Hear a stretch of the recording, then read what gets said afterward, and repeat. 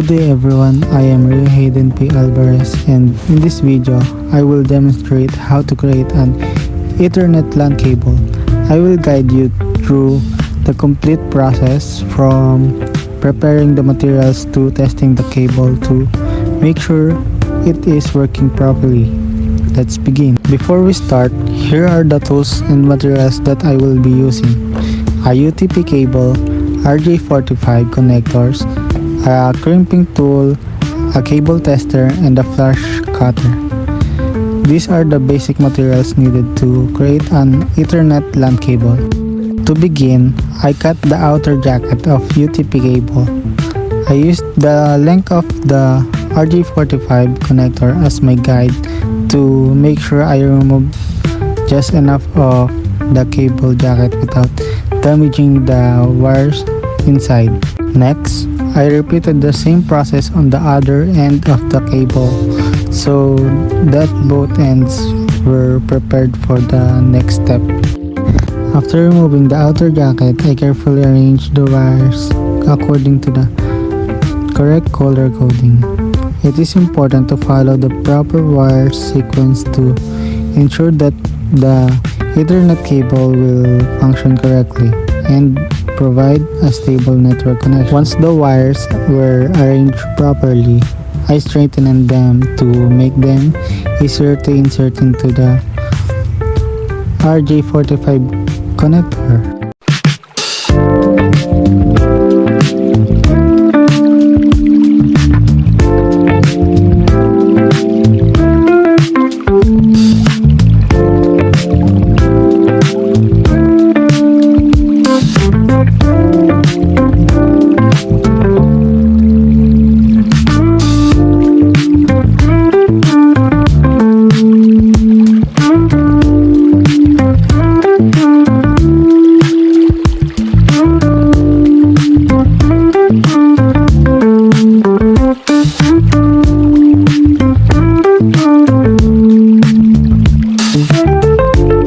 Once the wires were arranged correctly, I carefully inserted them to the RJ45 connector. I made sure that all wires reach the end of the connector and stayed in the correct order before proceeding to the next step. This helped ensure a proper and reliable network connection. After inserting the wires into the RJ45 connector, I used the crimping tool to securely attach the connector to the cable. Crimping locks the wires in place and create a proper connection between the cable and the RJ45 connector.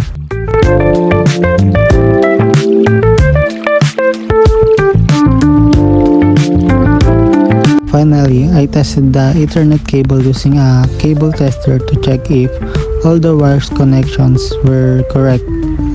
The test showed that the cable was working properly, which means the crimping and color coding were done correctly. The Ethernet cable is now ready to use.